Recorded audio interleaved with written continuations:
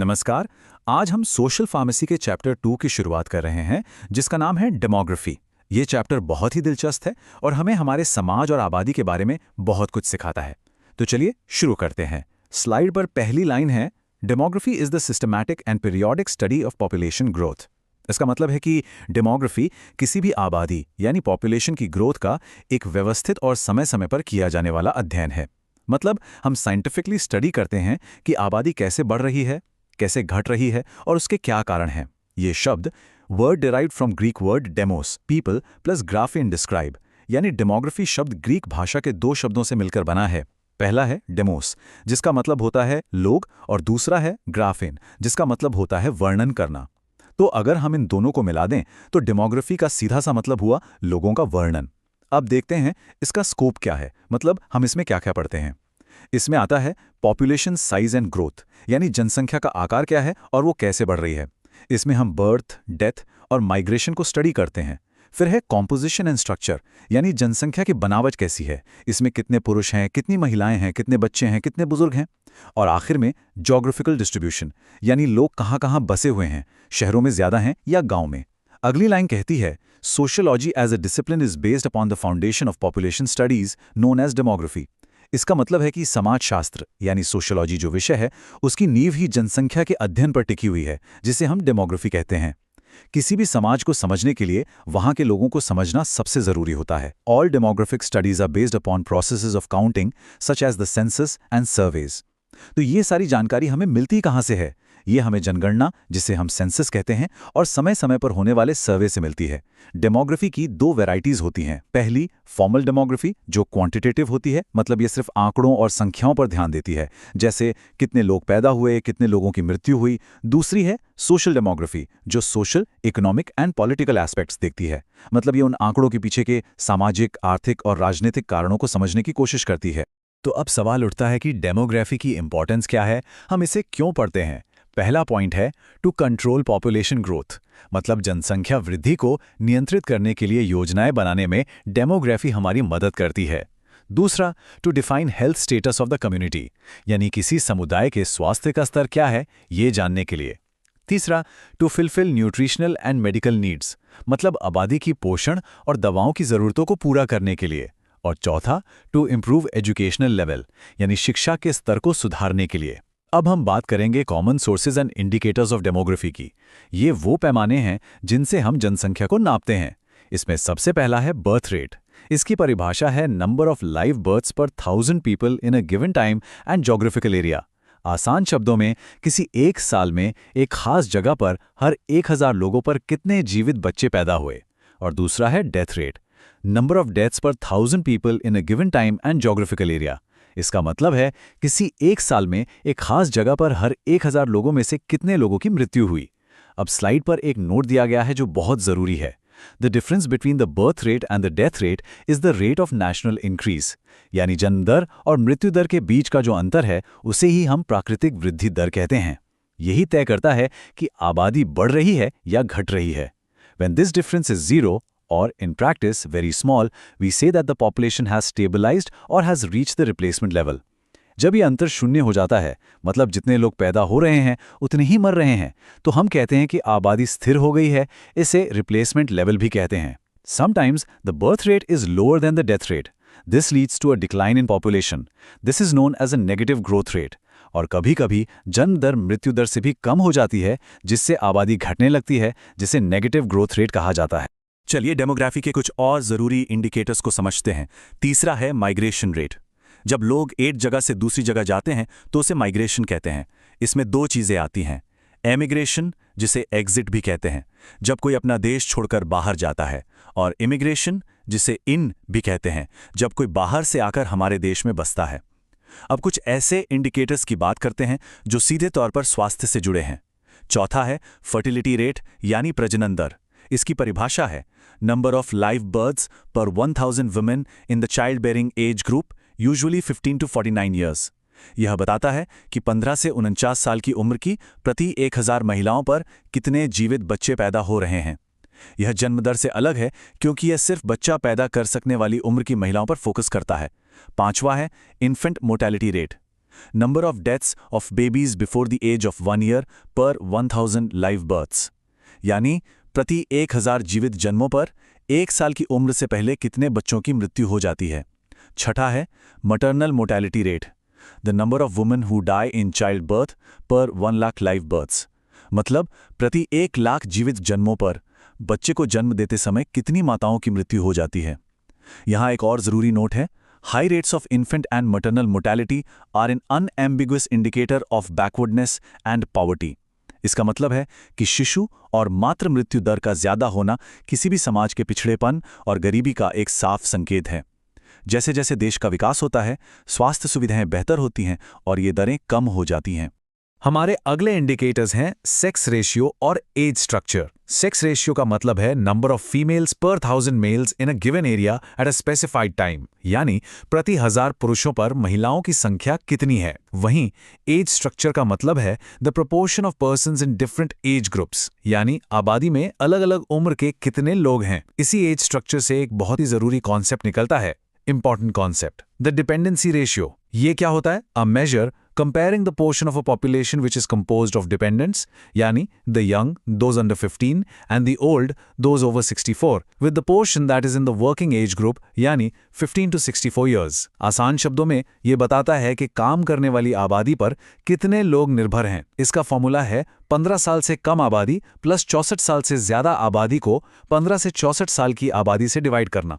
अब एक बहुत ही दिलचस्प टॉपिक समझते हैं, डेमोग्राफिक साइकिल।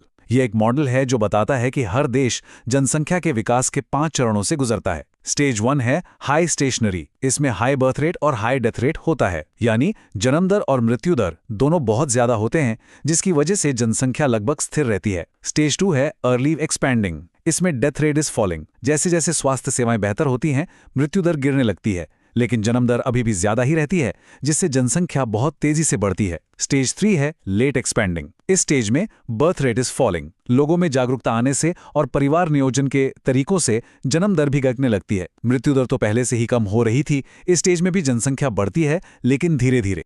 डेमोग्राफिक साइकिल के आखिरी 2 चरण हैं स्टेज 4 और 5। स्टेज 4 है लो स्टेशनरी। इसमें लो बर्थ रेट और लो डेथ रेट होता है, मतलब जन्म और मृत्यु दर दोनों ही बहुत कम हो जाती है और आबादी फिर से स्थिर हो जाती है। और स्टेज 5 है डिक्लाइनिंग। इसमें birth rate is lower than death rate, यानी जन्म दर मृत्यु दर से भी कम हो जाती है, जिससे आबादी घटने लगती है, जैसा आजकल कई विकसित देशों में हो रहा है। अब बात करते हैं थियरीज ऑफ डेमोग्राफी की। जनसंख्या को लेकर कुछ जरूरी सिद्धांत दिए गए हैं। इसमें सबसे प्रसिद्ध है the Malthusian theory of population growth 1798 by Thomas Robert Malthus. Thomas Malthus ने कहा था कि जनसंख्या हमेशा ज्योमेट्रिक प्रोग्रेशन में बढ़ती है, जबकि खाने पीने के संसाधन अरिथमेटिक प्रोग्रेशन में। इससे भविष्य में अकाल और गरीबी की स्थिति बन सकती है। और दूसरा है the theory of demographic transition. ये वही 5 स्टेज वाला मॉडल है जो हमने अभी अभी समझा, जो बताता है कि हर देश आर्थिक विकास के साथ जनसंख्या के इन चरणों से गुजरता है। जब हम जनसंख्या की बात करते हैं तो फैमिली प्लानिंग यानी परिवार नियोजन एक बहुत ही जरूरी विषय बन जाता है। इसकी परिभाषा है, family planning is the practice of controlling the number of children in a family and the intervals between their births. यानी परिवार नियोजन का मतलब है कि एक परिवार में कितने बच्चे हों और उनके जन्म के बीच कितना अंतर हो, इसे नियंत्रित करना। WHO यानी विश्व स्वास्थ्य संगठन ने 1971 में कहा था, it's a way of thinking and living that is adopted voluntarily to promote the health and welfare of the family group and thus contribute effectively to the social development of a country. मतलब ये सिर्फ एक तरीका नहीं, बल्कि सोचने और जीने का एक तरीका है, जिसे लोग अपनी मर्जी से अपनाते हैं ताकि परिवार का स्वास्थ्य अच्छा रहे और देश का सामाजिक विकास हो। अब देखते हैं एम ऑफ फैमिली प्लानिंग क्या है। इसका मकसद क्या है?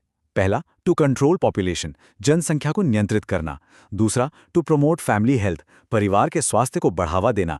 तीसरा, to decrease maternal and infant mortality rate, यानी मातृ और शिशु मृत्यु दर को कम करना। और चौथा, to decrease the incidence of STDs, यानी यौन संचारित रोगों को कम करना। परिवार नियोजन के लिए कई तरीके उपलब्ध हैं, जिन्हें हम मेथड्स ऑफ फैमिली प्लानिंग कहते हैं। पहली कैटेगरी है नेचुरल या ट्रेडिशनल मेथड्स। इनका प्रिंसिपल है avoiding chances of ovum and sperms meeting, यानी इनका सिद्धांत है कि अंडाणु और शुक्राणु को मिलने से रोका जाए। इसमें 3 तरीके आते हैं। पहला है पीरियोडिक एब्स्टिनेंस, जिसमें महिला के मासिक धर्म चक्र के फर्टाइल पीरियड में संभोग से बचा जाता है। दूसरा है विड्रॉल और कोइटस इंटरप्टस, और तीसरा है लैक्टेशनल एमेनोरिया, जो बच्चे के जन्म के बाद शुरुआती कुछ महीनों तक स्तनपान कराने से प्राकृतिक रूप से गर्भनिरोध का काम करता है। दूसरी कैटेगरी है फिजिकल या बैरियर मेथड्स। इनका प्रिंसिपल है ovum and sperms are prevented from physically meeting, यानी ये तरीके शुक्राणु और अंडाणु के बीच एक भौतिक दीवार खड़ी कर देते हैं। इसमें फॉर मेल्स आते हैं कॉन्डोम्स और फॉर फीमेल्स आते हैं कॉन्डोम्स, डायफ्राम्स, सर्वाइकल कैप्स। इन तरीकों का एक बहुत बड़ा फायदा ये भी है कि ये गर्भ निरोध के साथ साथ एसटीडीज यानी सेक्सुअली ट्रांसमिटेड डिजीजेस से भी बचाते हैं। अगली श्रेणी है केमिकल हार्मोनल मेथड्स। इनका प्रिंसिपल है the use of specific chemical और hormonal substances that prevent conception. इसमें कुछ खास केमिकल या हार्मोन का इस्तेमाल किया जाता है जो गर्भाधान को रोकते हैं। इसमें सबसे कॉमन है ओरल कॉन्ट्रासेप्टिव्स, जिन्हें हम पिल्स भी कहते हैं। ये रोजाना ली जाने वाली गोलियां होती हैं। इसमें एक खास उदाहरण है सहेली, जो भारत में बनी एक non steroidal once a week pill है, मतलब इसे हफ्ते में सिर्फ एक बार लेना होता है। एक और बहुत असरदार तरीका है आईयूडीज यानी intrauterine devices. These devices are inserted by doctors in the uterus. इन्हें डॉक्टर द्वारा गर्भाशय में लगाया जाता है। IUDs भी 3 तरह के होते हैं। नॉन मीडिएटेड IUDs जैसे Lippes loop, copper releasing IUDs जैसे CUT, CU7 और हार्मोन रिलीजिंग IUDs जैसे प्रोजेस्टेसर्ट, LNG20। ये शुक्राणुओं की गति को कम करते हैं और गर्भाशय को गर्भाधान के लिए अनुपयुक्त बना देते हैं। इसके अलावा इम्प्लांट्स एंड इंजेक्शंस भी आते हैं जो त्वचा के नीचे लगाए जाते हैं या इंजेक्शन के रूप में दिए जाते हैं और लंबे समय तक असरदार रहते हैं। परिवार नियोजन का आखिरी और सबसे स्थायी तरीका है सर्जिकल मेथड्स, जिसे स्टेरिलाइजेशन भी कहते हैं। इनका प्रिंसिपल है टू ब्लॉक गैमीट ट्रांसपोर्ट, यानी ये तरीके शुक्राणु या अंडाणु के रास्ते को ही ब्लॉक कर देते हैं। जैसा कि आप डायग्राम में देख सकते हैं, महिलाओं में इसे ट्यूबेक्टमी कहते हैं। इसमें फैलोपियन ट्यूब को काटकर बांध दिया जाता है, और पुरुषों में इसे वेसेक्टमी कहते हैं। इसमें वास डेफरेंस को काटकर बांध दिया जाता है। यह गर्भ निरोध का एक स्थायी तरीका है। अब बात करते हैं फैमिली प्लानिंग प्रोग्राम की। India was amongst the first countries in the world to initiate such programs in 1951। ये जानना बहुत जरूरी है कि भारत दुनिया के पहले देशों में से एक था जिसने 1951 में ही राष्ट्रीय स्तर पर परिवार नियोजन कार्यक्रम शुरू कर दिए थे। इसके तहत कई कार्यक्रम चलाए गए, जैसे RCH, reproductive and child health care programs, NHM, national health mission, NPP, national population policy और SDGs, सस्टेनेबल डेवलपमेंट गोल्स। इन सभी का मकसद माँ और बच्चे के स्वास्थ्य को बेहतर बनाना है। अब हम एक बहुत ही महत्वपूर्ण टॉपिक पर आते हैं, जो है ब्रेस्ट फीडिंग यानी स्तनपान। इसकी परिभाषा है breast feeding is the process of nourishing a newborn baby with the milk of his mother for proper growth and development.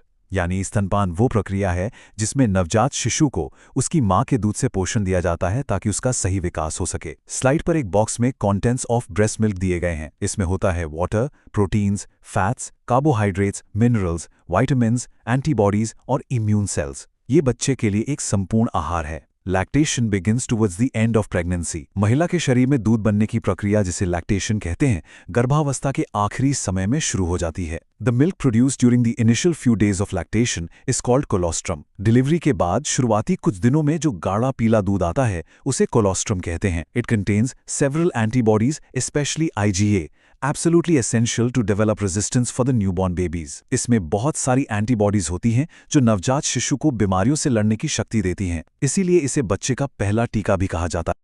तो स्तनपान क्यों जरूरी है? इसकी इंपॉर्टेंस क्या है? इसके फायदे माँ और बच्चे दोनों के लिए हैं। सबसे पहले बेनिफिट्स फॉर चाइल्ड। बच्चे के लिए क्या फायदे हैं? पहला, improves resistance power due to antibodies like IgA। मां के दूध में मौजूद एंटीबॉडीज बच्चे की रोग प्रतिरोधक क्षमता को बढ़ाती हैं। दूसरा, fulfils the nutrient supply for the infant. ये बच्चे के लिए सभी जरूरी पोषक तत्वों की पूर्ति करता है। और तीसरा, ensures proper growth and development. ये बच्चे का सही शारीरिक और मानसिक विकास सुनिश्चित करता है। अब देखते हैं बेनिफिट्स फॉर मदर। मां के लिए इसके क्या फायदे हैं? Breast feeding provides protection from diseases like diabetes, ovarian cancer, high blood pressure etcetera. स्तनपान कराने से मां को भविष्य में डायबिटीज, ओवेरियन कैंसर और हाई ब्लड प्रेशर जैसी बीमारियों से सुरक्षा मिलती है। अब इसमें pharmacist role in mother and child health क्या है? एक फार्मासिस्ट की क्या भूमिका है? वे कॉन्ट्रासेप्टिव सप्लाई कर सकते हैं, फॉलिक एसिड जैसे ज़रूरी सप्लीमेंट्स दे सकते हैं और cessation of alcohol nicotine use यानी शराब और निकोटीन जैसी हानिकारक आदतों को छोड़ने के लिए सलाह दे सकते हैं। कभी कभी कुछ स्वास्थ्य कारणों से मां स्तनपान नहीं करा पाती। ऐसी स्थिति में इन्फेंट मिल्क सब्स्टिट्यूट्स का इस्तेमाल किया जाता है। It is an alternative when a mother cannot breast feed her child. ये एक विकल्प है। It is a synthetic nutrition designed to resemble the mother's milk as much as possible. ये एक सिंथेटिक पोषण है जिसे माँ के दूध जैसा बनाने की कोशिश की जाती है। एक अच्छे सब्स्टिट्यूट मिल्क की आइडियल कैरेक्टरिस्टिक्स क्या होनी चाहिए? ये न्यूट्रिशनली कंप्लीट हो, मतलब इसमें सारे पोषक तत्व हों, इजीली डाइजेस्टेबल हो यानी आसानी से पच जाए, नॉन एलर्जिक हो जिससे कोई एलर्जी ना हो, और it should resemble mother's milk as closely as possible. ये माँ के दूध के जितना करीब हो उतना अच्छा। हालांकि diseases illnesses related to substituted milks भी हो सकती हैं, जैसे एलर्जिक रिएक्शंस, डायरिया या पुअर ग्रोथ। इसलिए ये हमेशा डॉक्टर की सलाह पर ही देना चाहिए। जब सब्स्टिट्यूट मिल्क दिया जाता है तो बॉटल फीडिंग का इस्तेमाल होता है। इसमें प्रिकॉशंस यानी सावधानियां रखना बहुत ज़रूरी है, जैसे कि बॉटल को हर इस्तेमाल के बाद अच्छे से साफ और स्टेरिलाइज करना ताकि बच्चे को इन्फेक्शन ना हो।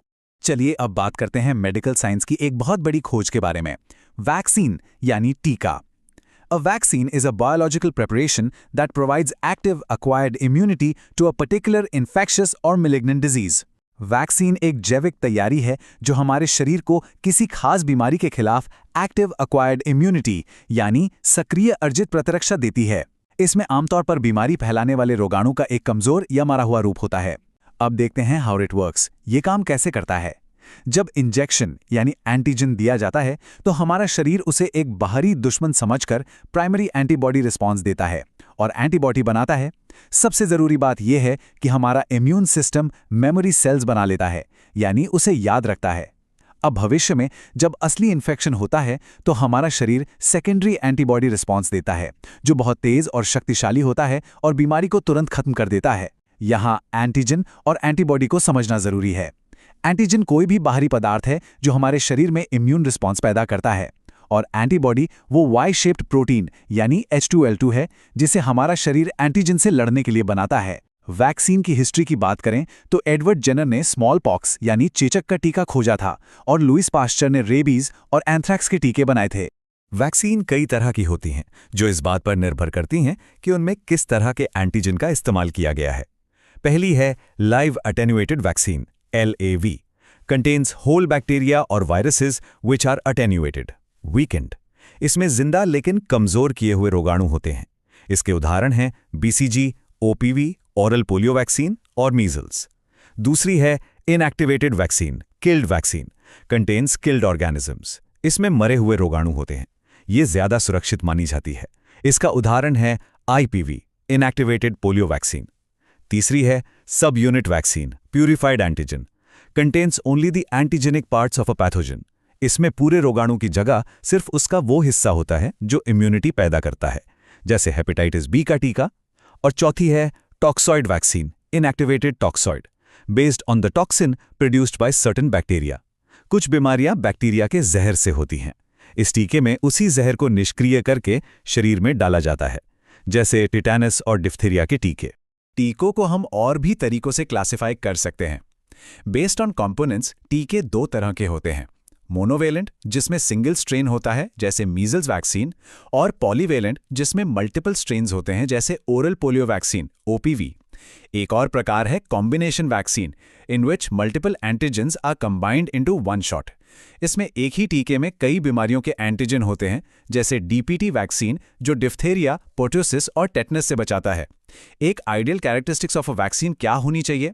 एक आदर्श टीके में क्या गुण होने चाहिए?